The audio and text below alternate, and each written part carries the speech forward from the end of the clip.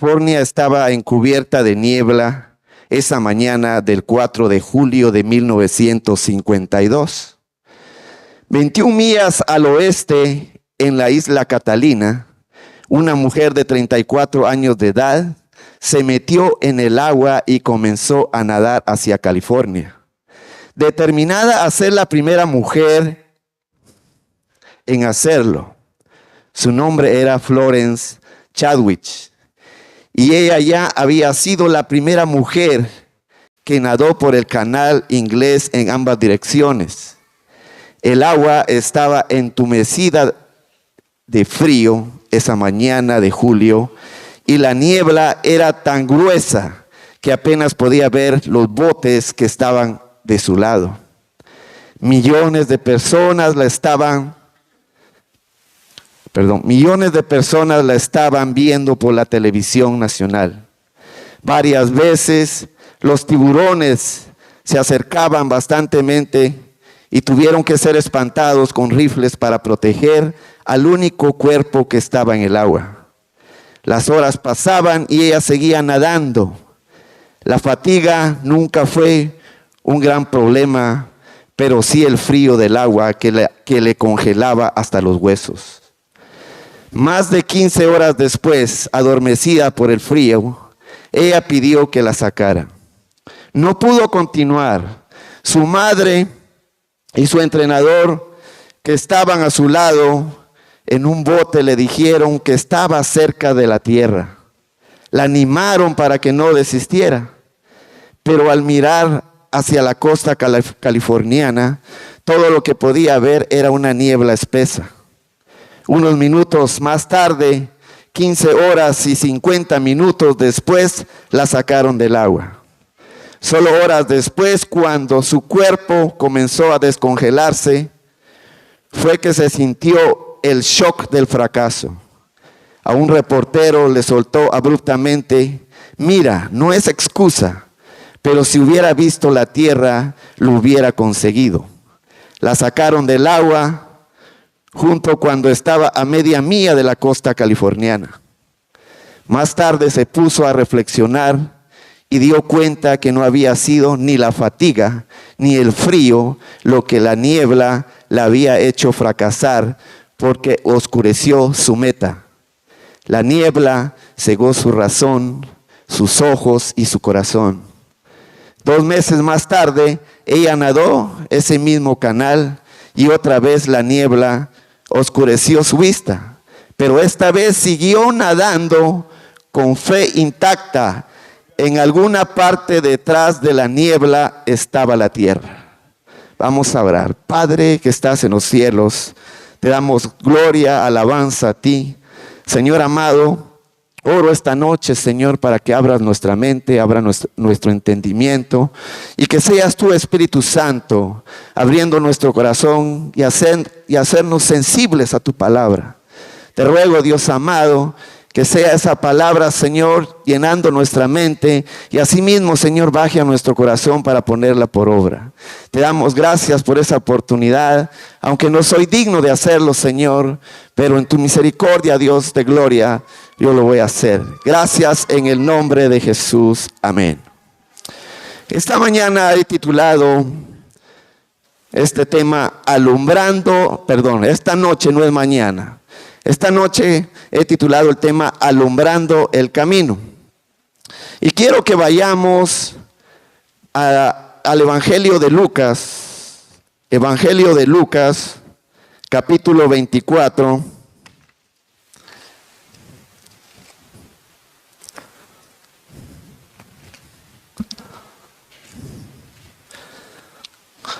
Si ya lo tienen por ahí, me pueden responder con un amén. Vamos a leer capítulo 24 del versículo 13 hasta el versículo 35. Y dice: en el camino a Emaús. Y dice el 13: y he aquí 2 de ellos iban el mismo día a una aldea llamada Emaús, que estaba a 70 estadios de Jerusalén. 70 estadios en la nueva versión o la nueva traducción viviente eran 11 kilómetros. e iban hablando entre sí de todas aquellas cosas que habían acontecido. Sucedió que mientras hablaba y discutía entre sí, Jesús mismo se acercó y caminaba con ellos. Luego dice el 16, mas los ojos de ellos estaban velados, es decir, estaban ciegos. ¿Quién había cegado sus ojos? Dios, para que no le conociesen. Luego dice el 17, y les dijo, ¿qué pláticas son estas que tenéis entre vosotros mientras camináis? ¿Y por qué estáis tristes? Respondiendo uno de ellos, que se llamaba Cleofas, le dijo, ¿eres tú el único forastero en Jerusalén que no ha sabido las cosas que en ella han acontecido en estos días? Entonces él les dijo, ¿qué cosas?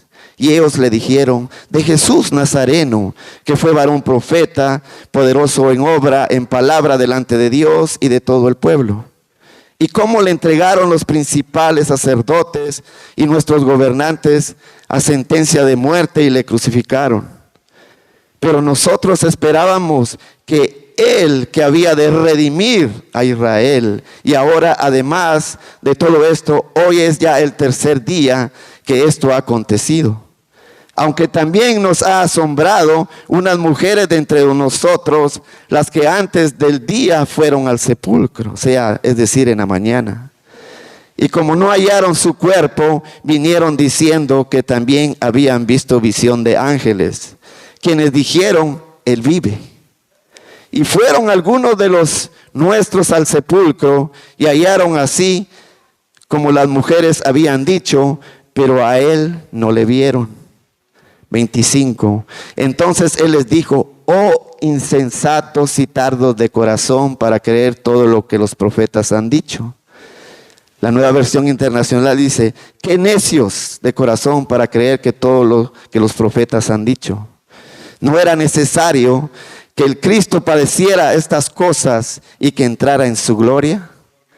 Y comenzando desde Moisés y siguiendo por todos los profetas, les declaraba en todas las escrituras lo que él decía, de lo que de él decía.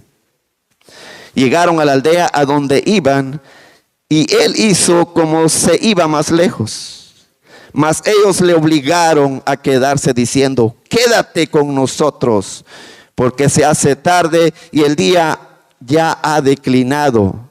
Entró pues a quedarse con ellos. Y aconteció que estando sentado con ellos en la mesa, tomó el pan y lo bendijo, lo partió y les dio. Y dice el 31, entonces les fueron abiertos los ojos y le reconocieron, mas él se desapareció de su vista.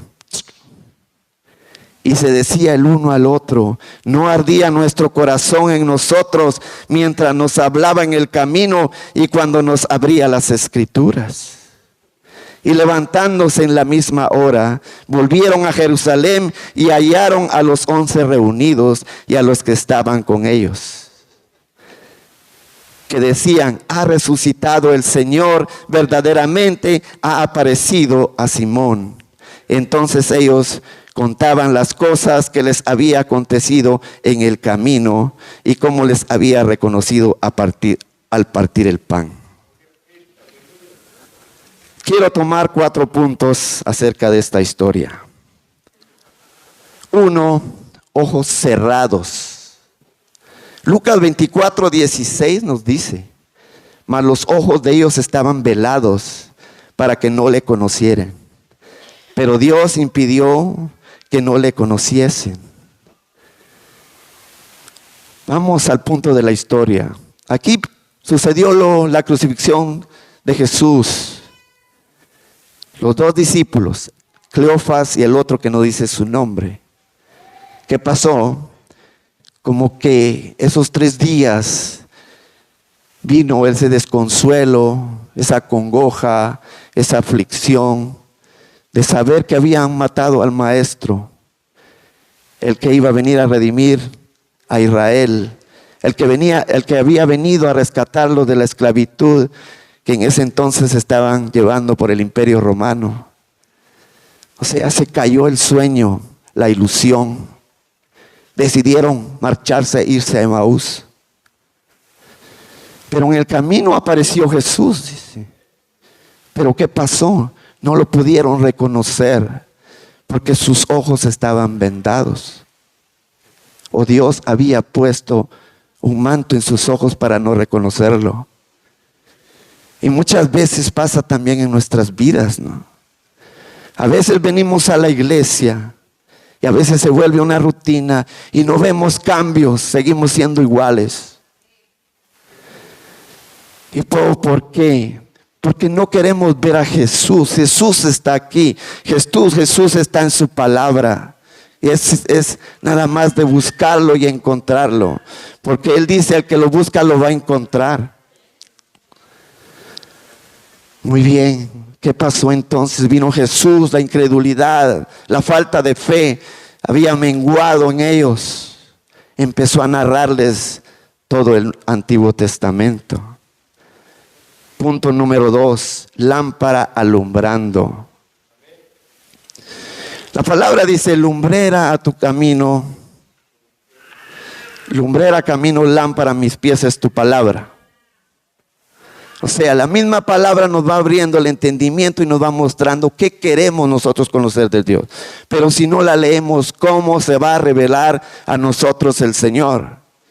Porque esa es la manera que Dios se revela a nosotros. Lucas 24:27 dice, y comenzando desde Moisés y siguiendo por todos los profetas, les declaraba en toda la escritura lo que de él se decía. Lo que él se decía. Y vamos a iniciar donde se habla primeramente de Jesús. Y vamos a Génesis 3:15.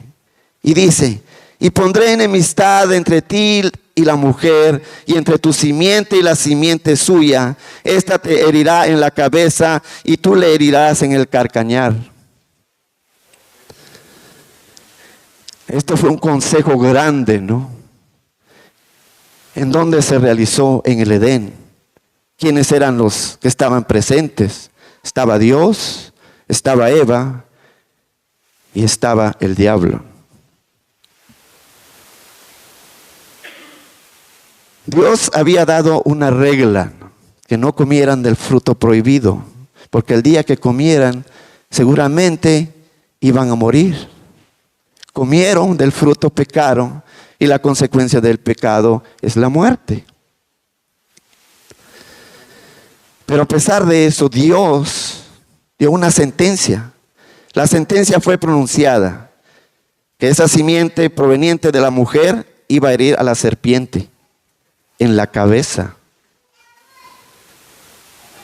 La cabeza de la serpiente representa a Satanás y la herida, la victoria de Cristo Jesús sobre el pecado y Satanás en la cruz. El calcañar del Mesías representa la herida y la muerte de Jesús en la cruz.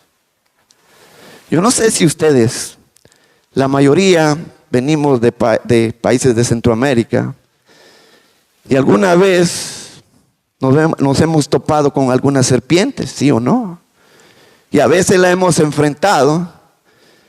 Pero la serpiente, si venimos y la atacamos con un machete, le cortamos la cola, no muere, le vuelve a crecer la cola, ¿no? Entonces, ¿para qué? Para matar a la serpiente hay que pegarle en la cabeza para poderla matar, ¿no?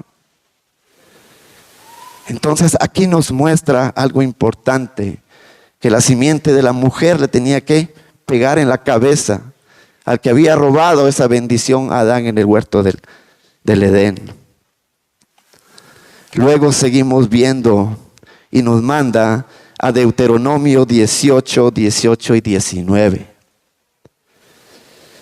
Dice, profeta le levantaré en medio de sus hermanos, como tú, y pondré mis palabras en su boca, y él le hablará todo lo que yo mandare. Mas a cualquiera que no oyere mis palabras, que él hablare en mi nombre, yo le pediré cuenta. Y viene a mi mente en el Evangelio de Juan, cuando Felipe andaba buscando, encuentra a Natanael. Y le dice, hey Natanael, le dice, del profeta, de aquel que habla el Antiguo Testamento, lo hemos encontrado. Ven y sígueme y vamos a conocerlo. Y Jesús nos habla en Juan 3. Ese es el profeta. El que creyere en el Hijo de Dios será salvo, mas el que no creyere será condenado. O sea, ¿qué queremos? O sea, si hay amigos hoy en esta noche, es momento para analizar y reflexionar en dónde estás parado, ¿no? ¿Quieres creer para ser salvo o quieres seguir igual para ser condenado? Es un llamado que el Señor está haciendo. Luego nos brincamos a través de las Escrituras y vamos a Isaías 9:6. ¿Qué nos dice Isaías 9:6? Porque un niño nos es nacido, hijo nos es dado, y el principado sobre su hombro, y se llamará su nombre admirable, consejero, Dios fuerte, Padre eterno, príncipe de paz. Cuando el profeta Isaías escribió esta porción de la Biblia, quizás lo vio por una visión, un sueño, qué sé yo, pero dice que vio a este niño, primeramente admirable. ¿Y dónde vemos donde Jesús es admirable? Dice que cuando las multitudes se acercaban a él, lo miraban, era el hombre admirable. ¿Por qué? Porque dice que él predicaba una doctrina difícil de resistir. O sea, él era admirado. Luego nos habla consejero. Nos manda el libro de Proverbios, capítulo 4, donde dice que es consejero. Hijito mío, oye mis palabras. Inclina tus oídos a mis razones.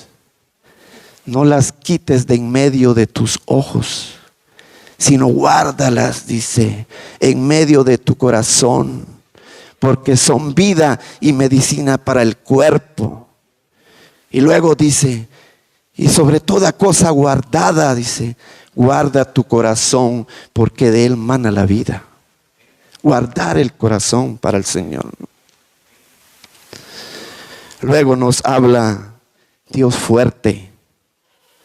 Primera de Samuel 2:9 dice, porque nadie será fuerte por su propia fuerza.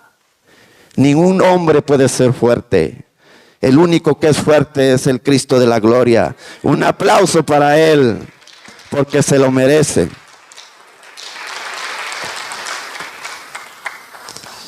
Luego lo llama Isaías Padre eterno. Ese niño lo vio, Padre eterno. Ese que vive desde la eternidad y que vive hacia la eternidad. Y la promesa es de que un día nosotros vamos a reunirnos y vamos a ser eternos juntamente con Él. ¿No se alegra, hermano, de esa promesa? Pues diga un amén. Luego nos habla de príncipe de paz. Jesús, cuando estaba ya listo para subir al cielo, dijo, mi paz os dejo, mi paz os doy. Mi paz no es como el mundo la da. No se turbe su corazón ni tenga miedo. A veces vienen las tribulaciones, vienen los días malos, pero recordemos que Jesús está con nosotros y la paz de Él es la que nos llena. Luego llegamos a Isaías 53:3. Todo lo que venimos hablando, qué bonito, ¿no? Luego llegamos, dice, despreciado y desechado entre los hombres, varón de dolores, experimentado en quebranto, y como que escondimos de él el rostro, fue menospreciado y no le estimamos. Jesús dio una visión panorámica a estos dos discípulos de lo que era el Antiguo Testamento. Y al mismo tiempo abrió sus ojos. ¿Para qué? Para que volvieran a encarrilarse nuevamente en la fe que ellos habían creído en ese Cristo de la gloria. Pero no me quiero ir sin un versículo del Nuevo Testamento. Dice Mateo 1:21. Haciendo verdad la profecía 1000 años después que escribió Isaías. Y dará a luz un hijo y llamará su nombre Jesús, porque él salvará a su pueblo de su pecado. Jesús, porque él salvará al pueblo de su pecado. Cuando una mujer está embarazada, está en la etapa en donde empieza a buscar qué nombre le va a dar a su nuevo bebé. Muchos recurren a los amigos empiezan a investigar, pues ponele Juan, María, o otros nombres. Otros se van a Google, se van a buscar los nombres con su significado. Otros se van quizás al almanaque, empiezan a poner a buscar. Otros toman la Biblia para agarrar y escoger qué nombre le van a poner a sus hijos. Pero en este caso, el nombre vino directamente del cielo. Y dijo, su nombre será Jesús, que significa Jehová salvación. O sea, Jesús vino a salvar lo que se había perdido. Punto número 3, ardor en el corazón. Lucas 24:32 dice, y se decía el uno al otro, o sea, Cleofas y el otro, ¿no ardía nuestro corazón en nosotros mientras hablaba en el camino y cuando nos abría las escrituras? Hermanos, la palabra es viva y eficaz. Y es martillo, dice, como que quebranta la piedra, ¿no? Esto me hace recordar el día que vine a esta iglesia. Me recuerdo que andaba buscando yo una iglesia para poderme congregar. Llamé al pastor, me dijo, el domingo hay un servicio. Iba a ser el Día de las Madres, mayo 2016. Y le dije a mi esposa, voy a ir a esa iglesia, voy a ir a ver qué miro, pues. Porque yo estaba, digamos, con hambre, deseoso de tener un encuentro con el Señor. Agarro mi Biblia, salgo de mi casa. Yo vivo como a 4 o 5 cuadras y empecé a caminar. Y empecé a sentir un ardor en el corazón y un llanto que no cesaba. Venía caminando por esas cuadras, esperando llegar a este lugar. Cuando llego estaba en la entrada la hermana María Anaya. Y habían otros hermanos ahí, no recuerdo los nombres de ellos. Y cuando me dijeron, ¿qué necesitas? Y digo,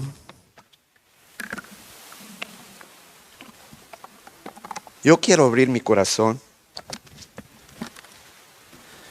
Yo quiero abrir mi corazón al Señor.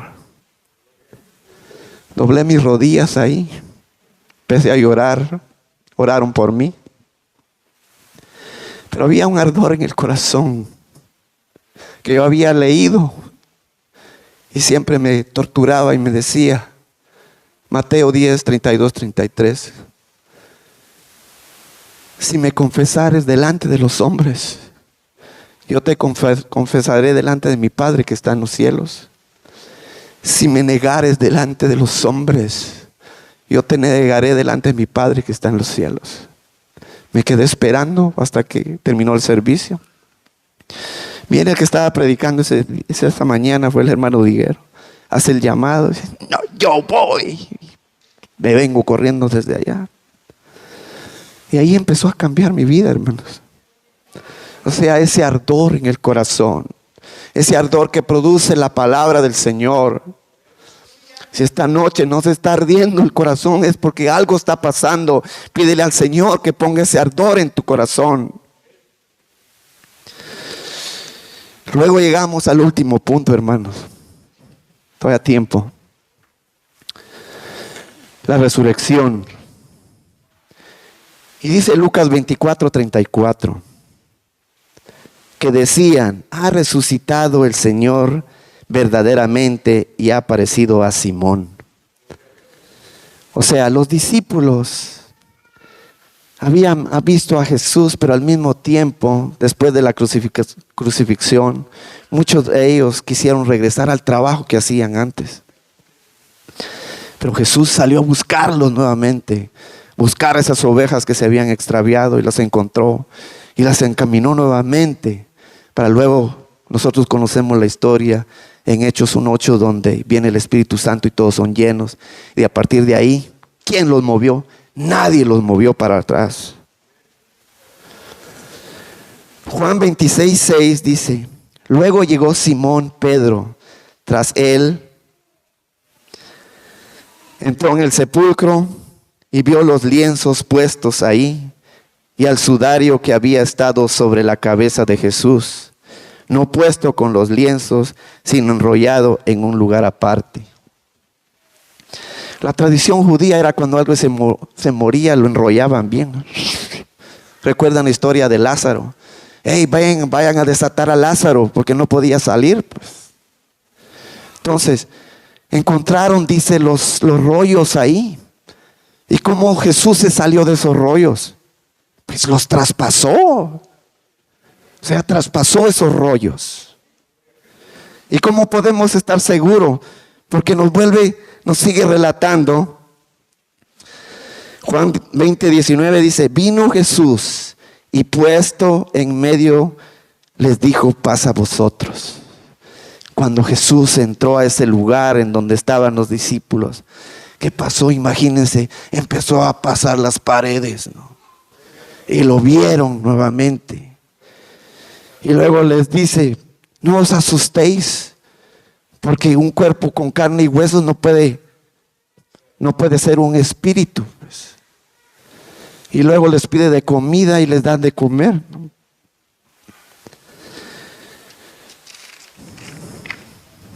Juan 20:26 dice, o sea, pero había uno de los discípulos, ¿se acuerdan de Tomás, el incrédulo? Dijo: si yo no meto los dedos en las heridas o en el costado, no voy a creer. Y luego dice: 8 días después estaba otra vez con los discípulos dentro y con ellos Tomás. Y llegó Jesús estando las puertas cerradas. Y se puso en medio y les dijo: paz a vosotros. Jesús volvió a entrar, volvió a traspasar las paredes. De ese Cristo glorificado. Y esa es la esperanza para cada uno de nosotros, que vamos a tener ese cuerpo glorificado también un día. Démosle gloria a Dios.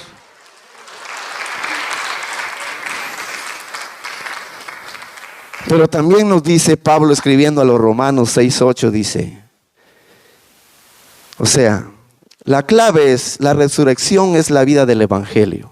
No hay resurrección, no hay evangelio.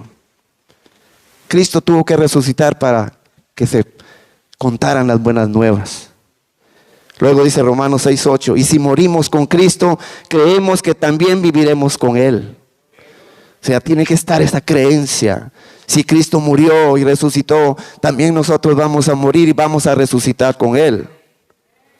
Y luego dice 1 Corintios 15:14, y si Cristo no resucitó, vana es entonces nuestra fe, vana es entonces nuestra predicación, dice, vana también es nuestra fe. La palabra vana, ¿qué significa? Irreal, algo que no puede ser verdadero, algo inexistente, algo ilusorio, algo hueco, algo vacío, algo superficial. O sea, de ahí la importancia de lo que es la resurrección. Cristo es la persona de la resurrección. Cristo es el evangelio en sí. Podemos llegar entonces a la conclusión. El camino a Emaús es una metáfora del camino de la fe. Los discípulos desilusionados y perdidos encuentran a Jesús en el camino y su fe se renueva. Cuando los discípulos encontraron a Jesús, iban decepcionados, desilusionados. Pero Él abrió su mente, abrió sus ojos nuevamente y regresaron al camino. Este relato nos enseña que incluso en los momentos más difíciles, Jesús siempre está presente y nos acompaña. Ahora bien, cuando invitamos a Jesús a que permanezca con nosotros en nuestros hogares, en nuestras vidas, Él se va a revelar a nosotros. No importa cuán oscuro sea el día, no importa cuán terrible sea la situación. La confianza tiene que estar en Jesús. Pongámonos de pie, hermanos, para darle el tiempo a mi hermano acá, hermano Urias.